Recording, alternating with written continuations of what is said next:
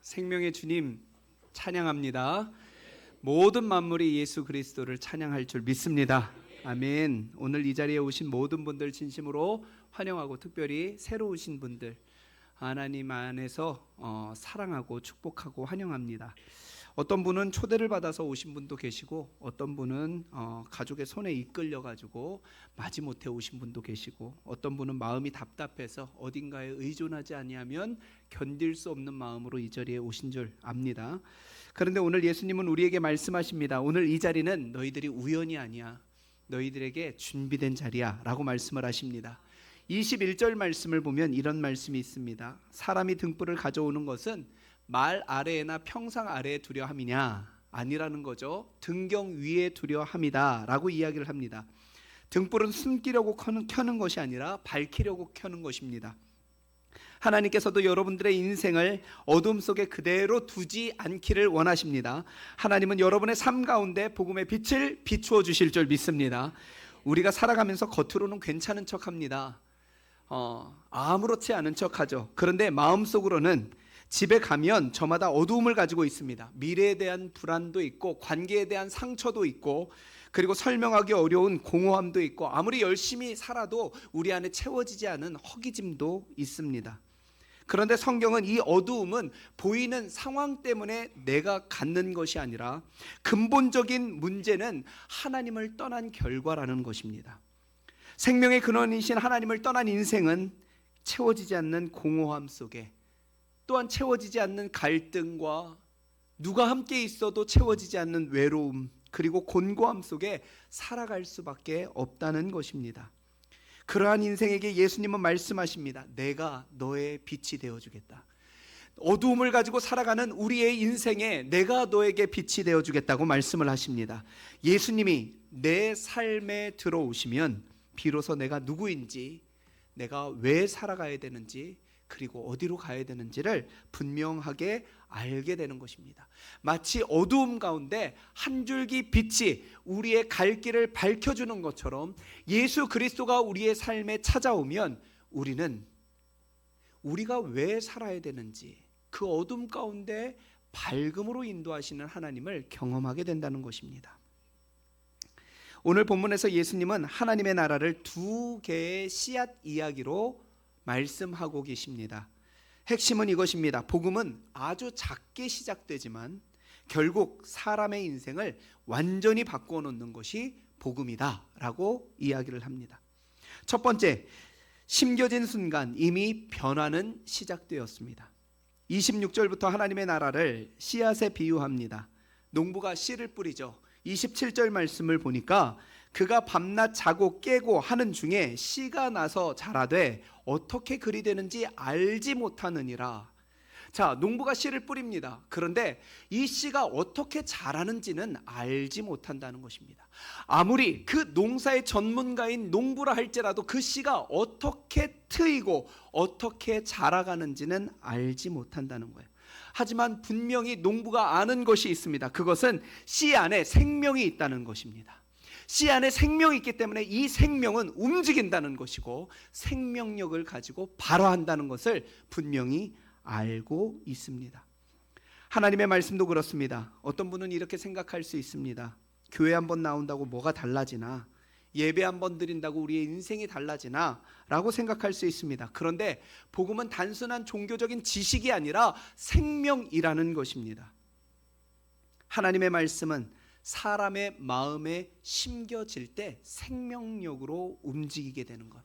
그래서 우리가 찬양을 하고 아까 기도를 할 때에도 우리의 마음의 문이 열려져 하나님의 말씀이 심겨지기를 간절히 소망한 이유가 바로 거기에 있습니다. 처음에는 아무 변화가 없는 것처럼 보이지만 어느 순간부터 마음이 달라지기 시작합니다. 예배가 생각나고 기도가 생각나고 불안 속에서 설명할 수 없는 평안이 찾아오게 됩니다. 다시 살아보고 싶은 마음이 생겨나게 되더라는 것입니다. 그것은 여러분의 마음, 여러분이 그 마음을 만들어내는 것이 아니라 말씀의 생명이 여러분 안에 자라기 시작하고 생명력으로 움직이기 시작했기 때문에 그런 것입니다. 그러니 오늘 하나님의 말씀을 받아들이고 그 말씀이 내 안에서 움직이기를 간절히 소망하는 우리 모두가 되기를 주님의 이름으로 축원합니다. 여기서 우리가 꼭 알아야 할 것이 있습니다. 복음은 단순히 좋은 말씀, 위로를 주는 말씀이 아니라 복음, 참된 좋은 소식은 예수 그리스도라는 것입니다. 우리는 모두 하나님 없이 내 힘으로 살아갈 수 있다고 믿었던 사람들입니다. 겉으로는 괜찮아 보입니다. 잘 살아가는 것 같이 보입니다. 그런데 마음 깊은 곳에 우리는 죄의 문제를 가지고 있고 죽음에 대한 두려움을 가지고 있고 설명할 수 없는 공허한 어둠을 가지고 있는 존재들하는 것입니다. 그런데 예수님께서 그런 우리를 위하여 이 땅에 오셨습니다. 우리의 죄를 대신 짊어지시고 십자가에서 죽으셨고 사흘 만에 부활하셔서 죽음보다 더 강한 생명이 있음을 우리에게 알려주셨습니다. 씨앗은 땅에 묻어야 생명이 됩니다. 예수님도 한 알의 씨앗처럼 이 땅에 오셔서 십자가에서 묻히셨습니다. 그러나 부활하심으로 우리에게 영원한 생명이 되어주셨어요. 예수님이 죽었던 것 같았지만 그 죽음에서 살아나 영원한 생명이 되어주셨습니다. 그래서 복음은 생명이라고 부르는 거예요. 예수 그리스도는 생명이라고 이야기를 하는 것입니다. 그 생명이신 예수님이 내 안에 들어오면 죽었던 영혼이 살아나게 되고 어두웠던 우리의 인생에 빛이 비춰지게 되고 무너졌던 삶이 다시 세워지게 되는 줄 믿습니다. 한 남자가 여자의 여러 끈질긴 애원에 못 이겨 마지못해 예배에 참석했습니다. 오늘 같은 예배인 것 같습니다. 새가족 초청 축제. 제가 보니까 이렇게 새가족 초청 축제 하면 우리 여성분들이, 열성 있으신 여성분들이 남편에게 이렇게 이야기를 합니다. 내 생일 선물로 교회에 가자. 나 다른 것 하나도 안 바래. 교회 가는 게 생일 선물이야. 이야, 대단하지 않습니까? 이거는 정말 대단히 큰 보화를 포기하는 것과 같습니다. 1년에 한 번 있는 기회를 포기하는 거잖아요. 그런데 그래가지고 남편이 이제 아내를 따라서 교회에 오게 되었습니다. 예배를 드립니다. 마지못해 예배를 드립니다. 근데 예배를 드리는 내내 속으로 이렇게 비웃습니다. 야, 이런다고 사람이 변하냐? 예배 한번 드린다고 뭐 달라지는 게 있냐? 이렇게 생각을 합니다. 혹시 이 자리에도 그런 마음을 가지고 지금 앉아 계시는 분들이 한 3분 정도 계시는 걸로 내가 알고 있습니다. 자, 그런데 설교 중에 한 문장이 자기 마음에 꽂히게 되었어요. 예수님은 당신을 포기하지 않으십니다. 예수님이 당신을 사랑하시기 때문에 당신을 포기하지 않는다는 그 목사의 설교가 자기의 마음에 꽂히게 된 것입니다. 그래서 이 문구가 계속해서 마음에 남는 거예요. 집에 들어가서도 떠나지 않습니다. 술을 마시러 갔는데 예수님이 너를 포기하지 않으신다는 말씀이 막 들려오는 것 같습니다.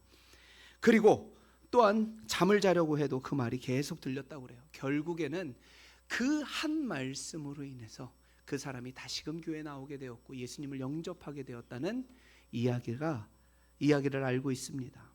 이 이야기가 무엇을 의미하는 거냐면 말씀의 씨앗이 살아 움직인다는 것입니다.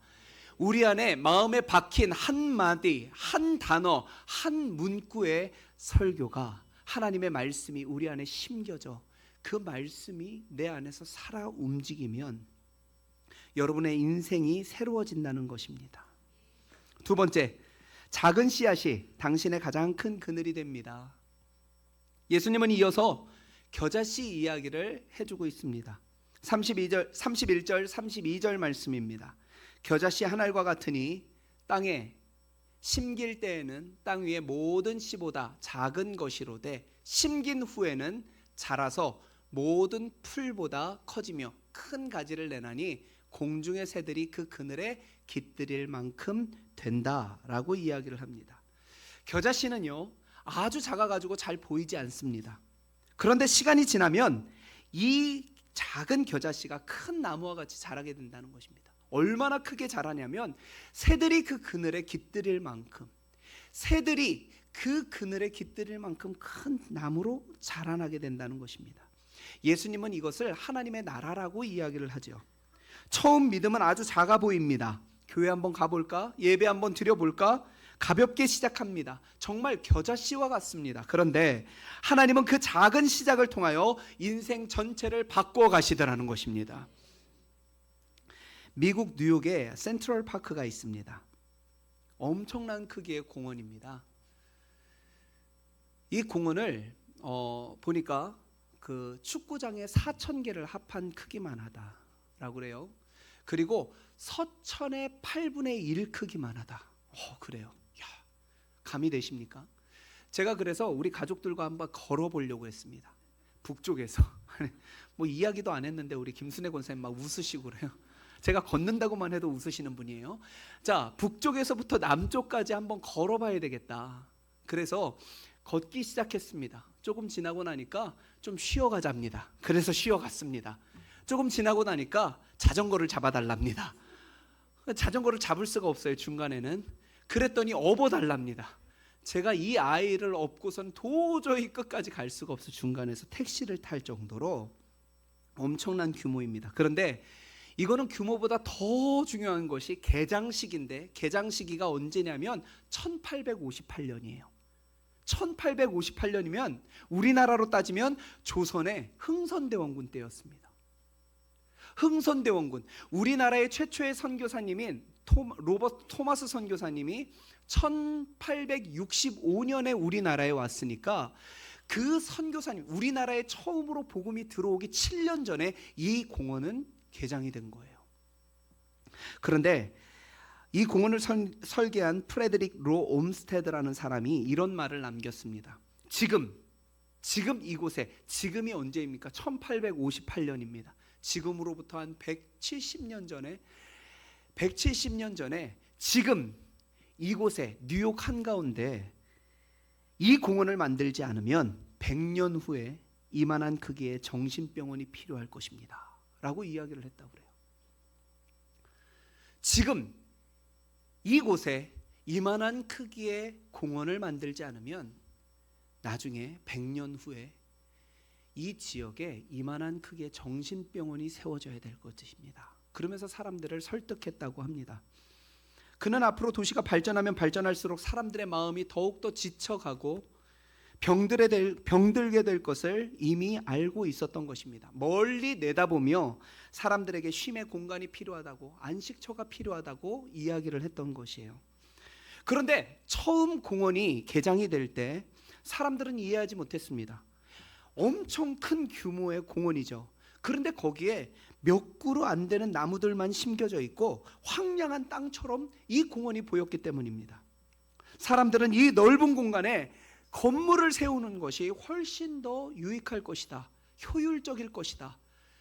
이 공간에 이러한 버려진 땅 말고 위대한 건물들을 지어서 이 도시를 더욱더 위대하게 만들자라고 이야기를 했습니다.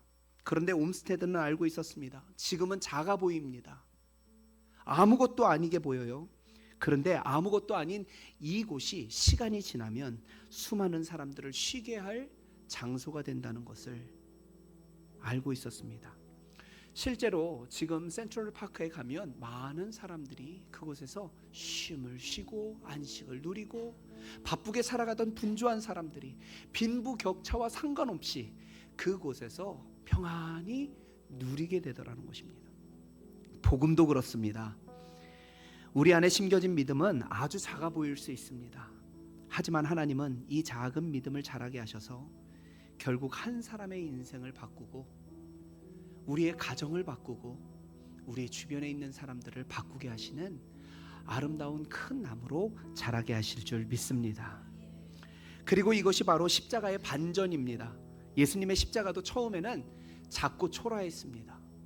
그 십자가에 달린 예수님인 마치 사람들에게 실패한 자와 같이 보여졌습니다. 그 죽음의 형틀에서 어떠한 일들이 일어나겠느냐고 사람들이 반문하기도 했습니다. 그런데 하나님께서는 그 십자가에서 달리신 예수 그리스도를 통해 온 세상을 살리는 생명의 꽃을 피워내시더라는 거예요. 그게 바로 십자가의 반전입니다. 예수님을 믿는다는 것은 단순히 교회 다니는 취미가 생기는 것이 아닙니다. 죽어가던 영혼에 생명이 들어오는 것입니다. 나는 작은 예배 한 번 드렸는데 나중에는 이 예배 나에게 들려진 말씀 한 구절이 나를 흔들리지 않게 하는 힘이 되더라는 것이에요. 나는 작은 기도 한 번 드렸는데 이 작은 기도가 무너졌던 우리의 가정을 다시금 회복하는 힘이 되게 하더라는 것입니다.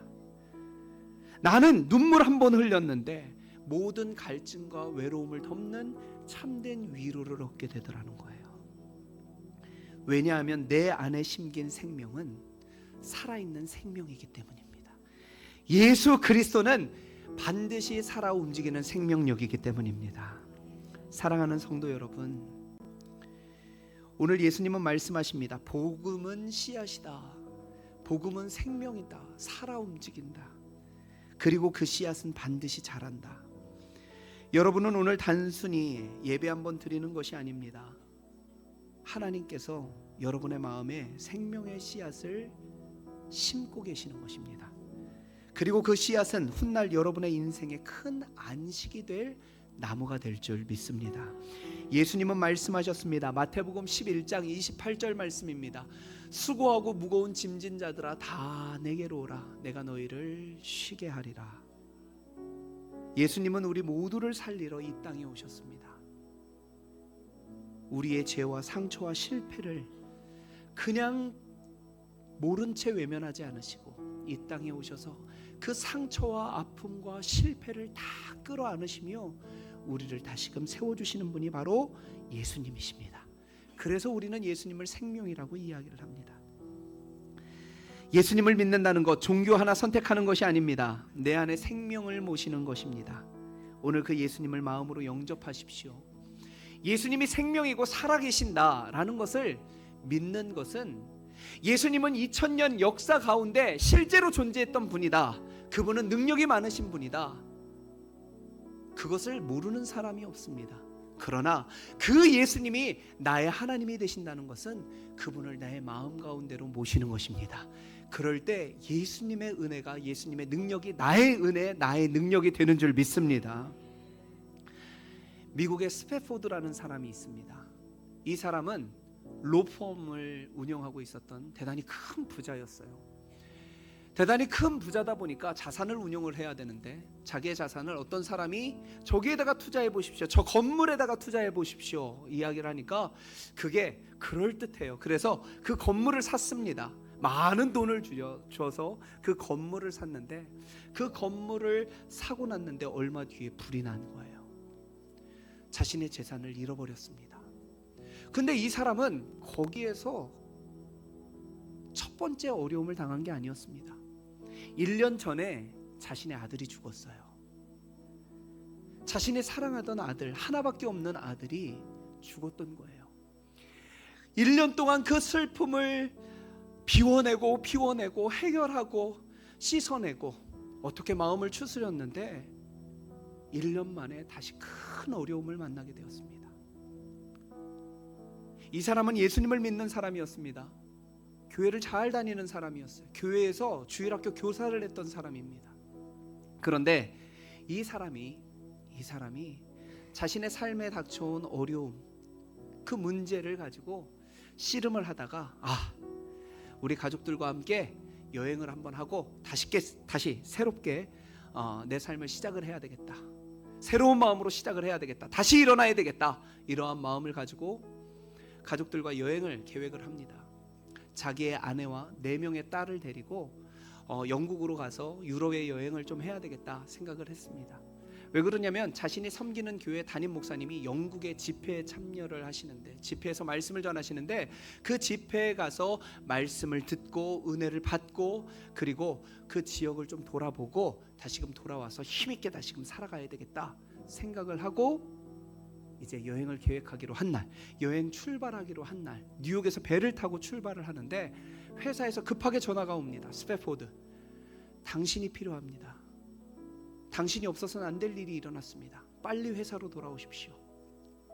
그래서 스패포드는 다시 회사로 돌아가고 딸들과 아내만 이제 여행을 보냈습니다. 그 여행을 출발하고 얼마 되지 않아 가지고 이 스패포드에게 전보가 하나가 날라왔는데 그 전보에 한 문장만 있었습니다. 그 문장이 뭐냐면 나만 살아남았음이었습니다. 아내에게 온 전보였어요. 영국에 도착한 아내가 급하게 남편한테 전보를 보냅니다. 나만 살아남았어. 알고 보니까 여행을 가기 위해 떠났던 그 배가 대서양 한가운데에서 영국 군함과 정면 충돌하게 되었고, 그 충돌한 여객선은 거기에서 좌초되어 바다 밑으로 침몰하게 되었어요. 아내는 가까스로 구조를 됐지만 4명의 딸이 그 배와 함께 바다로 가라앉았습니다. 스페포드가 그 이야기를 듣고 자기 아내라도 빨리 데리고 오려고 배를 타고 출발을 합니다. 한참을 지났을 때 선장이 스페포드에게 이야기합니다. 스페포드, 이 지역이, 이곳이, 이 땅이, 이곳이 당신의 딸들이 바다에 가라앉은 지역입니다. 그때 이 스페포드가 갑자기 참아왔던 그 울분이 터져 나오는 거예요. 지금까지는 꾹꾹 눌러왔었는데 그 이야기에 그 참을 수 없는 울음과 탄식이 터져 나오는데 밤새도록 하나님을 향하여 원망을 하기 시작합니다. 하나님, 내가 하나님을 잘 믿는 사람 아니었습니까? 어떻게든 하나님의 뜻대로 살아가려고 그랬던 사람 아닙니까? 그런데 내 삶에 어떻게 이러한 어려움이 있습니까? 내 아들도 데려가셨잖아요. 내 재물도 가져가셨잖아요. 그런데 내 딸들도 데려가십니까? 나에게는 아무것도 남지 않았습니다. 어떻게 이렇게 하실 수 있습니까? 하나님이 살아계십니까? 밤새도록 울부짖으며 하나님을 향해서 절규를 하던 이 스페포드가 아침이 되는데 저 수평선 끝에서 해가 올라와요. 그 올라오는 해를 보는데 이상하게 내 마음 가운데 평안함이 찾아옵니다. 이상하게 평안함이 찾아와요. 그래가지고 자기에게 평안함이 찾아오는 그 순간을 글로 기록해 놓습니다. 여러 가지 글들을 이렇게 써놓았습니다. 그리고 영국에 가서 자기 아내를 데리고 미국으로 돌아온 다음에 자기의 교회에 갔을 때 그 교회는 되게 유명한 목사님, 말씀을 전하시는 목사님 밑에 찬양 사역자들이 있었는데, 유명한 찬양 사역자들이 있었는데 그분들에게 자신이 쓴 글을 내보이는 거예요. 이렇게 내가 글을 썼습니다. 한번 봐주십시오. 그랬더니 그 찬양 사역자들이 스페포드, 이거는 곡을 붙이는 게 너무 좋겠습니다. 그래가지고 찬양이 만들어지겠는데 그 찬양이 바로 찬송가 413장, 찬송가 413장입니다. 뭐죠? 네? 내 평생에 가는 길. 자, 우리 가사 한번 띄워주겠습니까? 자, 1절의 가사를 보니까 내 평생에 가는 길 순탄하여 늘 잔잔한 강 같을 때가 있었습니다. 이 스페포드의 삶이 잔잔한 강을 가는 것과 같은 그러한 때를 살았었습니다. 일도 잘 되고 자녀들도 잘 크고 모든 것이 평안했습니다. 그런데 한순간에 큰 풍파가 몰려오더니 내 삶의 모든 것을 앗아가더라는 거예요. 그런데 이상하게 내 영혼은 어떻다고요? 평안하더라는 거예요. 평안하더라는 거예요. 아니, 그게 왜 그럴까 생각해 보았습니다. 2절 가사입니다. 저 마귀는 우리를 삼키려고, 나를 넘어뜨리려고, 나를 무너뜨리려고 입 벌리고 달려오는데 누가? 주 예수님이 나의 대장이 되십니다. 그러니까 그 모든 입 벌리고 달려오는 모든 것들을 끝내 싸워서 승리하심을 내가 경험했습니다. 예수님이 나와 함께 하시니, 예수님이 내 안에서 대장이 되시니, 예수님이 나의 삶의 모든 문제를 해결해 주심을 내가 믿습니다. 그러니 내가 평안합니다 라고 고백하더라는 것입니다. 그런데 더 놀라운 거는 3절 가사예요. 3절을 보니까 이제 내 삶의 문제가 중요한 것이 아닙니다. 내 내면을 돌아보게 되었습니다. 내 내면을 돌아보니까 해결할 수 없는 나의 죄의 문제가 보게 된 거예요. 내가 지은 죄 주홍빛같이 피처럼 붉다 하여도 주 예수님께서 이 모든 죄의 문제를 씻어주시어 나를 흰 눈보다 더 정하게 깨끗하게 만들어 주셨습니다. 그래서 내 영혼은 편안합니다. 편안합니다 라고 고백을 하더라는 것입니다. 4절 말씀은 우리가 하나님의 나라에 가는 그날, 주님과 함께할 날을 하나님 내가 기대합니다. 그래서 나의 영혼은 평안합니다 라고 고백하는 것입니다. 예수님이 내 마음 가운데 오실 때, 예수님이 내 안에 대장이 되어 주실 때, 예수님이 내 안에 주인이 되어 주실 때 우리의 삶의 상황에 따라 우리는 요동하지 아니하고 평안하게 될 줄 믿습니다. 그 예수님을 우리의 마음의 중심으로, 우리의 마음의 주인으로 영접하는 것, 그것이 우리의 삶의 가장 중요한 일이더라는 것이에요. 우리 이 시간 다 같이 눈을 감겠습니다. 오늘 하나님은 어두웠던 우리의 인생의 복음의 빛을 비추어 주셨고, 여러분의 마음밭에 결코 죽지 않는 생명의 씨앗을 심어주셨습니다. 눈을 감겠습니다. 교회 한번 온다고 내 인생이 바뀔까 생각했던 분이 계십니까? 오늘 여러분 안에 심겨진 작은 믿음의 씨앗이 반드시 자라게 되고 여러분의 인생과 가정을 살리는 거대한 안식의 나무가 될 줄 믿습니다. 내 힘으로 살아가며 지치고 공허했던 삶을 내려놓고 이제 내 삶의 이 위대한 시작을 행하신 예수님을 구주로, 나의 주인으로 모셔드리기 원하시는 분, 내 삶의 상황에 늘 요동하던 나의 마음이 이제는 잔잔하여지고 예수님만 붙들며 나의 마음이 평안합니다 라고 고백하기를 원하시는 분, 믿음으로 손을 들어서 표해 주시기를 바랍니다. 예수님을 믿는 것은 결코 짐이 아니고 여러분들에게 힘이 되는 줄 믿습니다. 이 어둠을 밝히시고 참된 안식을 주실 예수님을 영접하기 원하시는 분, 손을 들어 주시기를 바랍니다. 제가 여러분들을 위해서 기도하겠습니다. 감사합니다.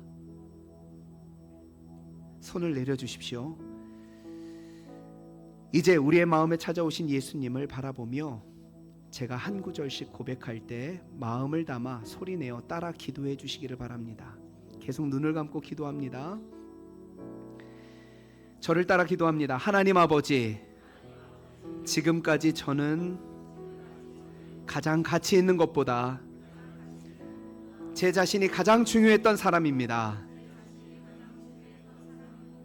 제 힘으로 살아갈 수 있다고 믿으며 살아왔습니다. 저를 불쌍히 여겨주십시오. 예수님이 저의 죄 때문에 십자가에서 죽으시고 부활하신 것을 믿습니다. 지금 이 시간 제 마음의 문을 엽니다.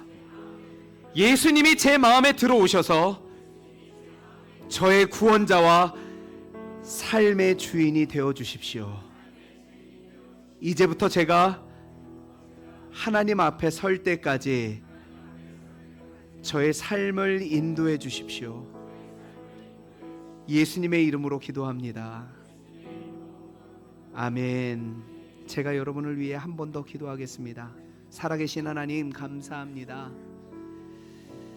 오늘 주님 앞에 나와 예수 그리스도의 복음을 함께 나누게 하여 주시니 감사를 드립니다.